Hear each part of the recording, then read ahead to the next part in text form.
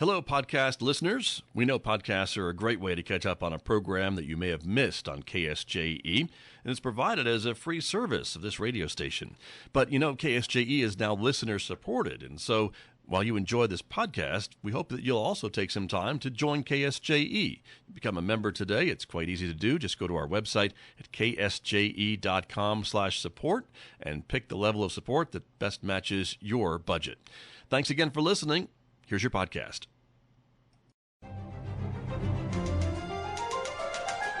Good morning.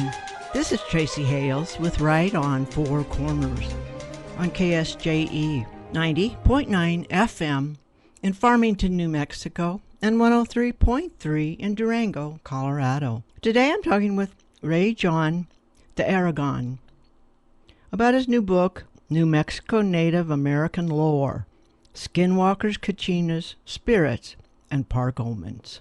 Well, hello, Ray John. Hi there. Glad to hear you. And you too. I really appreciate your new book, New Mexico Native American Lore, Skinwalkers, Kachinas, Spirits, and Dark Omens. Oh, yeah, it's great. It's a beautiful book. The cover's beautiful. The artwork inside's great also. Thank you. So before we proceed, why don't you tell our listeners a little bit about what this book is about? Well, it's about bringing New Mexico Native American culture out to light, and so that people can know more about the history, about the legends and folklore, and what has transpired through the centuries, essentially. And then very few people know that New Mexico territory spread out vastly with undefined borders. Including parts of Colorado and of Arizona, of course, when it was New Mexico territory, and so was Nevada, and parts of California and parts of Texas, and it was quite a large area of undefined territory in early maps, and people forget that. And go by the President of the United States and how the states are divided up. And when they think about New Mexico, they just think about that, the present-day area of the state. Right. And they don't realize that there was much more than that as far as land and the area of territory that was encompassed. So you cover a lot of specific areas as well as a timeline in here, talking about Choco Canyon and talking about how things changed and how some things are still the same and vary among the tribes and relationships with the Spanish people also. Well, you know that when you think about the history, and much has changed, of course, not only in New Mexico but throughout the United States as far as indigenous cultures and peoples are concerned, and especially over here in New Mexico, they forget that there were the Navajo and there were the Paiute and Arapaho and Comanche and in some parts Cheyenne and right. There were an Apache, of course. There were very many tribes that were included in New Mexico territory, and so that history is extensive and little covered. So right. Hopefully my book covers all those areas. Yeah, I was really impressed at how many tribes were walking around this area then. Because you're right, we think of the Navajo, maybe Apache, but there were many more. And usually the Pueblo are the ones that are written about and, right. And are thought of, when they have the large interceremonial festivals, for example, in Gallup and even over here at the New Mexico State Fair and other areas. At one time, some of those celebrations are other tribes from the United States and even Canada are invited to come over and participate. I think that's something that people don't realize. And I also appreciate how you've brought up a lot of these interesting facts and show how they evolved, but so many of them are still practiced today. One of the things that I wanted to bring out about through my book and my writings, of course, is the heritage and culture and traditions For example, the Latino or Hispanic heritage in New Mexico and its impact on the United States in history, and other traditions and cultures in the country, that because there was a great deal of interchange and intercultural interchange, like I said, where there was trade and commerce, and people don't realize how extensive that trade and commerce was among the indigenous. And then, I read recently that 3/4 of the United States was under control of the Spanish at one period of time, and Native Americans, of course, were considered Spanish citizens automatically. Right. And but this is very different under the United States and under the British. Yeah, it's fascinating. It's fascinating the relationships that you cover here, and the territory wars, and that some people thought, well, there was a lot of confusion on those boundaries for quite some time. Yes, in fact, when General Kearny came into Mexico in 1846, I wrote a book, New Mexico and the Mexican-American War, and very little has been written in the past about that period of history and the events that were involved. They say, well, he had a bloodless conquest. He came in and went through and left New Mexico territory, went on to California. Right. And of course, back in those days, there wasn't a telegraph and there weren't phones, and so communication was sparse, and it was by horse and buggy or whatever, Right. and so news about anything like that wasn't taking place, and so of course New Mexico fought in various battles, and then the Native Americans aided the Native Hispanics and joined them and in battles, and so a lot of that information or history isn't covered. Just like in my New Mexico Stolen Lands, I've tried to cover that history, so the people that are readers will be more aware of what actually happened and took place. And so that brings me to the question, how you found your research. I mean, you did extensive research. You've got a long bibliography, so you worked hard on that. Where did you find these sources? I came from a family that collected documents and collected letters and other material.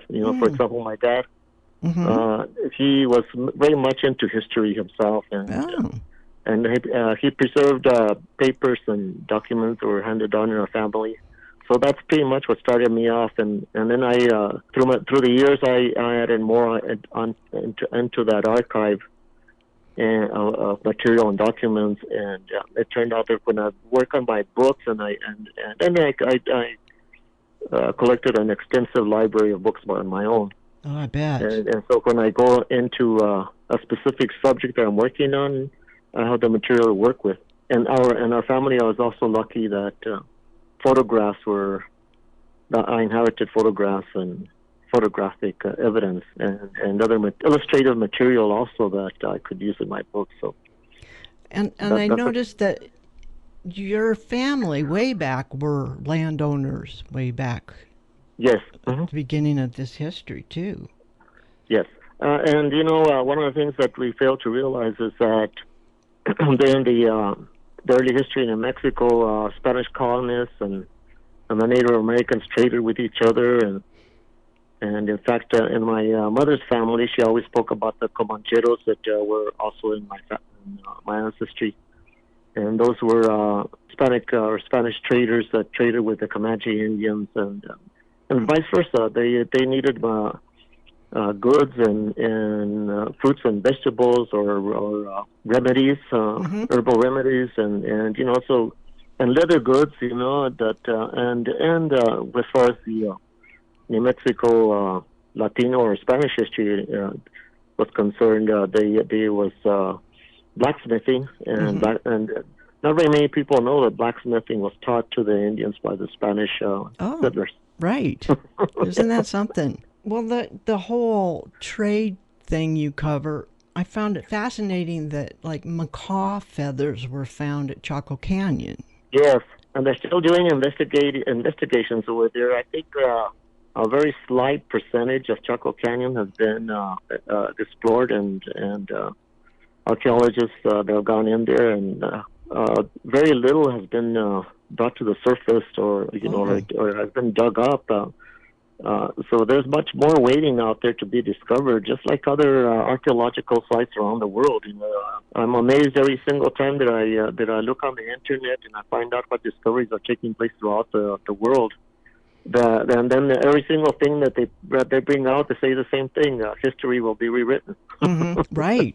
The more they learn, the less they know, almost. Yes, I think like ocean archaeological explorations. I think it's only like 1%. Wow. Of the oceans have been explored. Yeah, because of the size of the oceans, and they're still finding shipwrecks that date back to the Roman period, and the Phoenician period, and the Egyptian period. And Amazing. That really is incredible. And there's so many stories left unfinished, and so many questions, like what happened?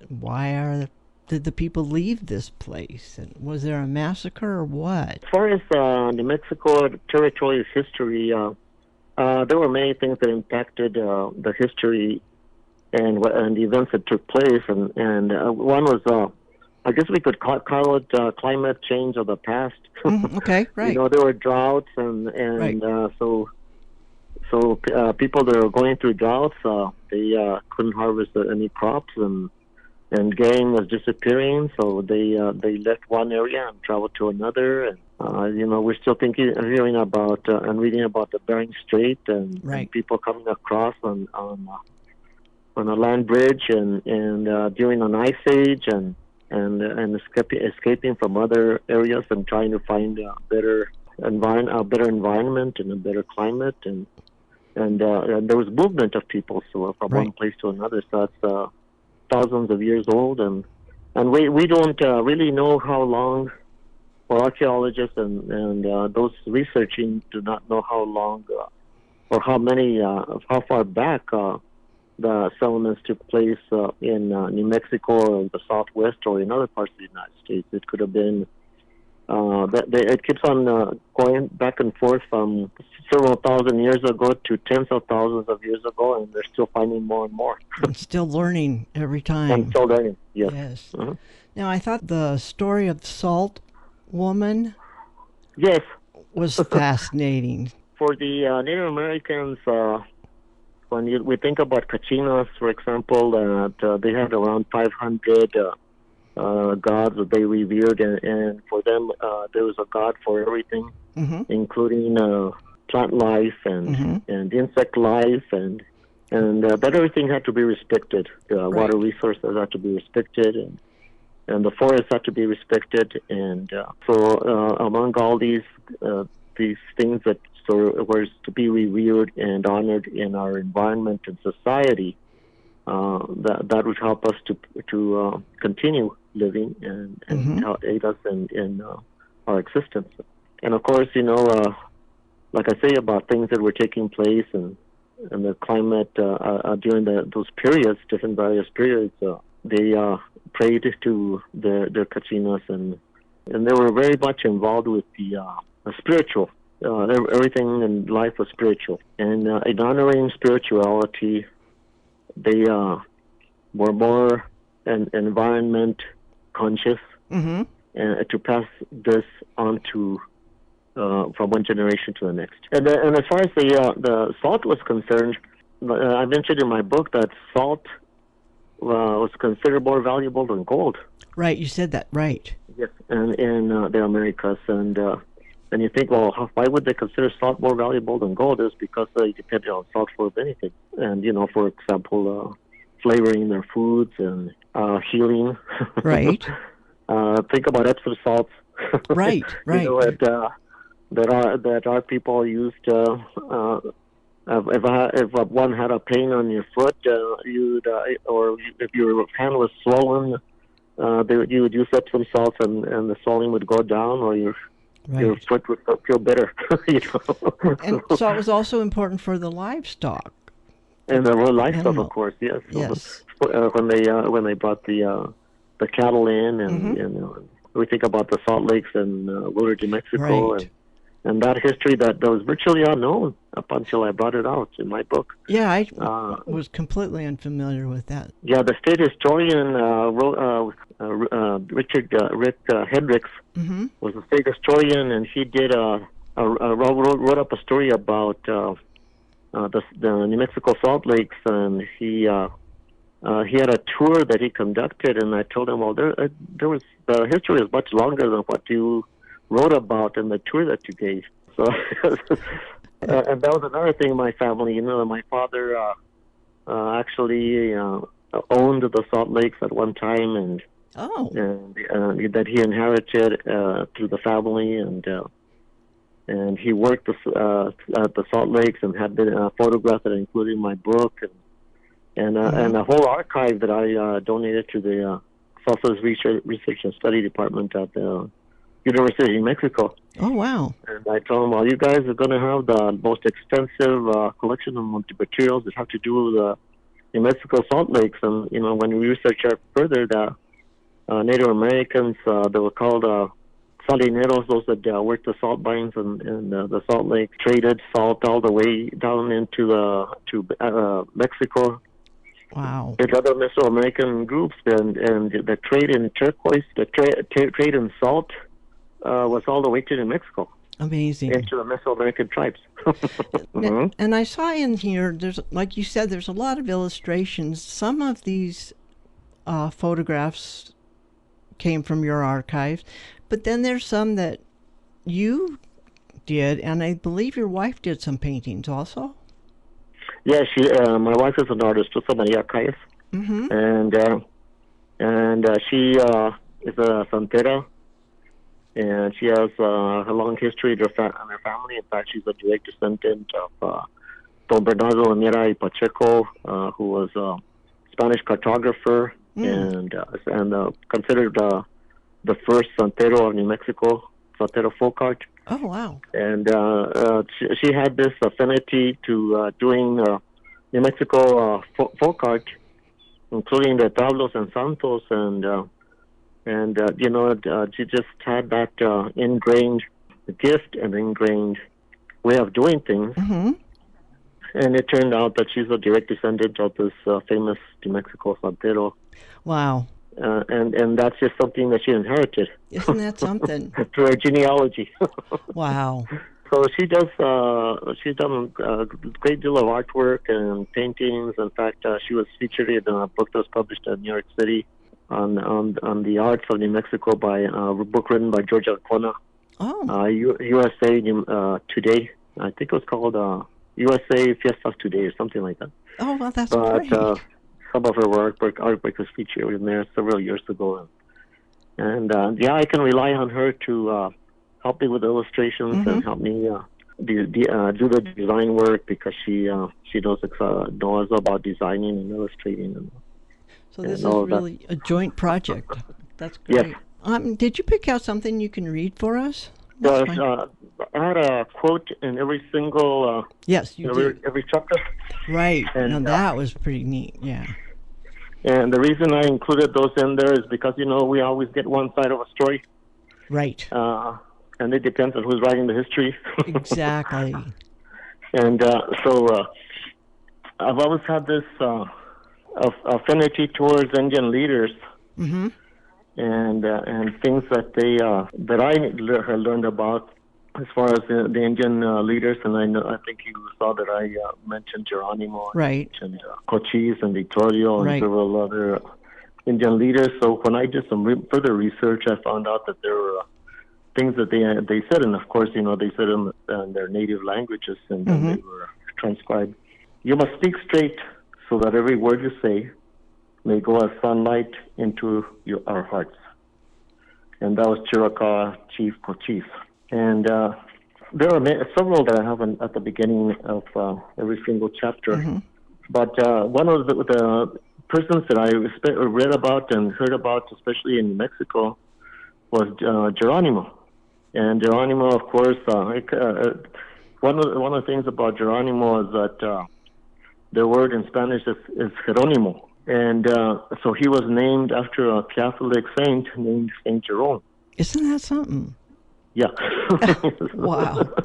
So Who would have that's thought? that's how Jeronimo came about. Huh. San Jeronimo, spelled with a J, is a Catholic saint. So he was named after a Catholic saint in the church.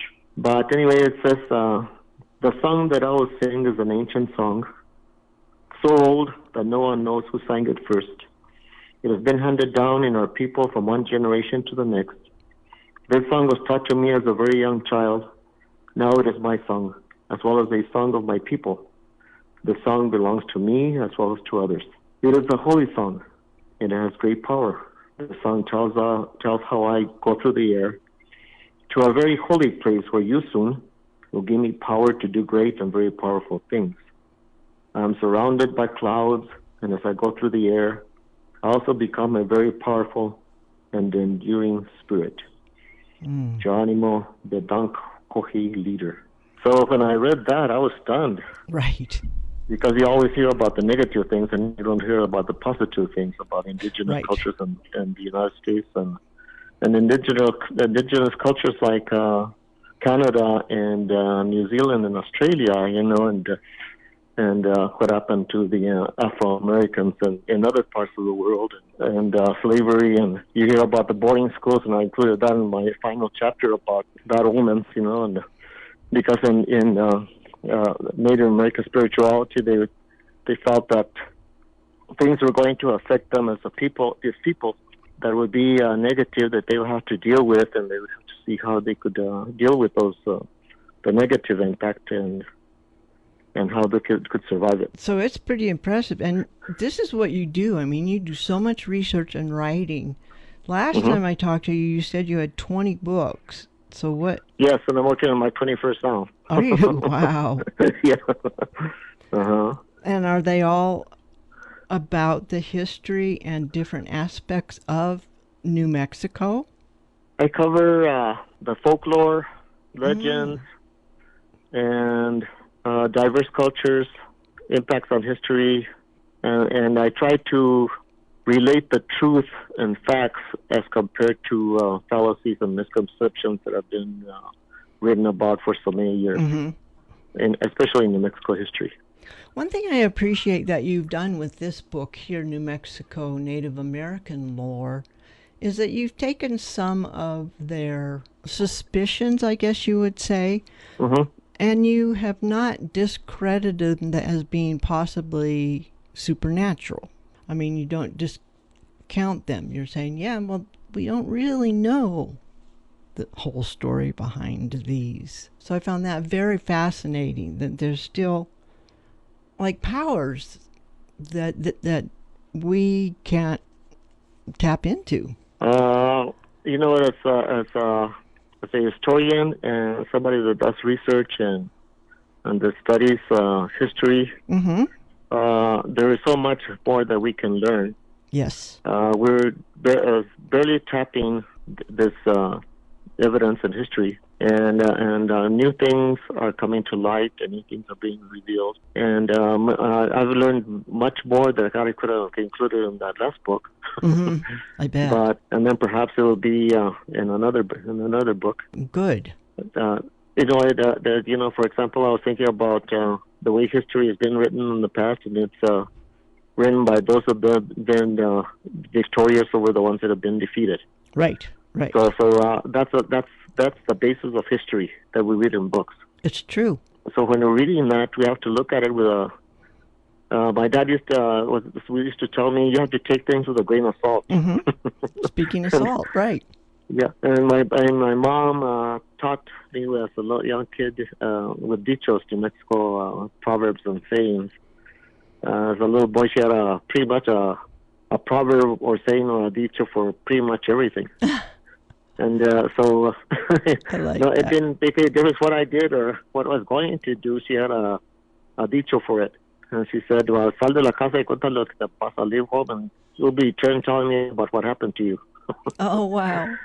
And dígame con quién andas, yo te diré quién eres. Tell me who you're hanging around with, and I'll tell you who you are. Oh, very good. Yeah. Yeah, so I was looking at my friends and thinking, are these good friends, or Is this are they friends that will lead me into trouble? Because that's exactly what she was saying. So in other words, and then the story of La Llorona, the Wailing Woman. I wrote a book on that also, and that you have to be careful with waterways and Right. playing in ditches or arroyos, and because the story that was told to myself and my friends as a kid growing up is that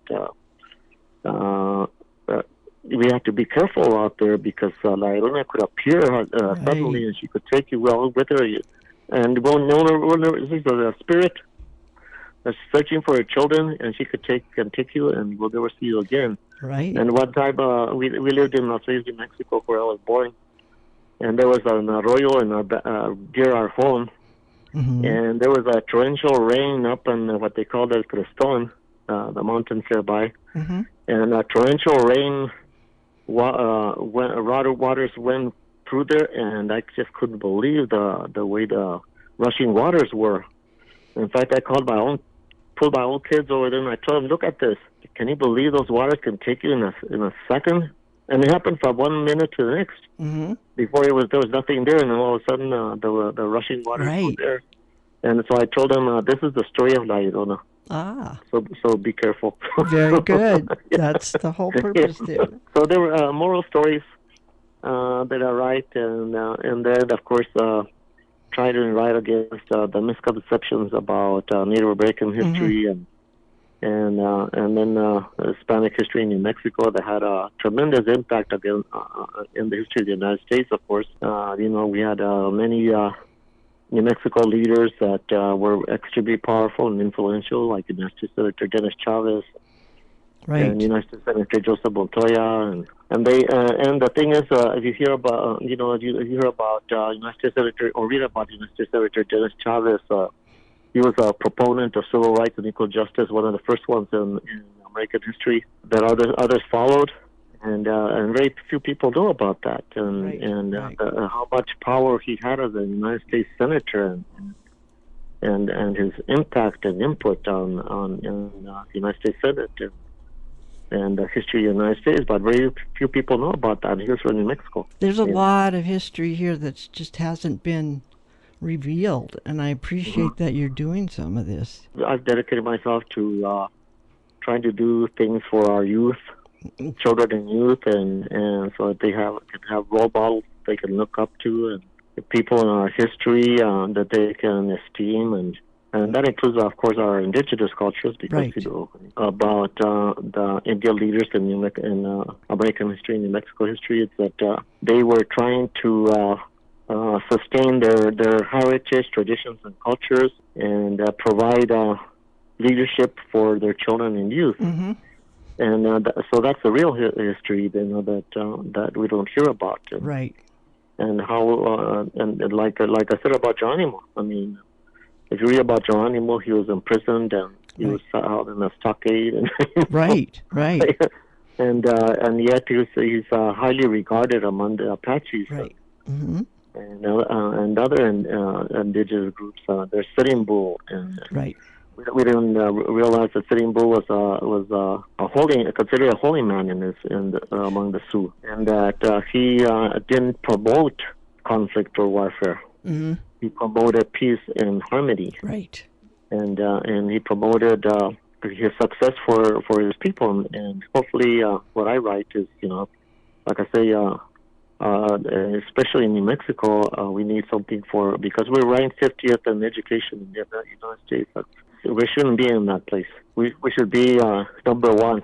I agree. And I think, what I've seen in the past is that, even as an educator, is that when you talk about culture and traditions, and that you should not only have a respect for your past and history, but you should regard it highly, it helps them to succeed, because they know something about where they came from and where they're going, and be able to have esteem for their history and past, and not dwell on anything negative, but dwell on the positive side of things.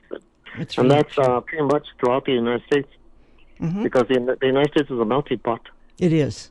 It Whether is. we want to realize it or not, it's a melting pot of It's different very people. true. All those histories should be in and where people came from, whether that's from Ireland or from Italy or from Greece or Right. whichever area they came from. And most people came to the United States seeking a better way of life Exactly. and opportunities for themselves and their children. Right. And if they came from India or Pakistan, it doesn't make any difference. And fortunately, that they can find in the United States the ability to be able to succeed and go further. And that was Ray John de Aragon talking about his latest book, New Mexico Native American Lore, Skinwalkers, Kachinas, Spirits, and Dark Omens. This is Traci Hales with Right on Four Corners on KSJE 90.9 FM in Farmington, New Mexico, and 103.3 in Durango, Colorado. Did you enjoy that podcast? We hope that you did. And if you did, share it with your friends. And if you really want to keep podcasts like this coming, please support KSJE. You can do it easily online at ksje.com.